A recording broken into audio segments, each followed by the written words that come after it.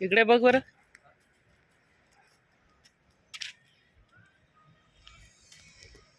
आमच्या लहानपणीचं railway station आता खूप बदल झालेला आहे. बोल आम्ही कॉमेंट जुन्या, सांग. आठवणींना उजाळा देण्याकरता इथे आलो आहोत. Yes correct. आणि सुरुवातीला इथे चुकलो होतो, अभ्यास पण करायला येत हा, होतो. इथे आम्ही अभ्यास करायला यायचो, थोडंसं टाइमपास पण करायला यायचो.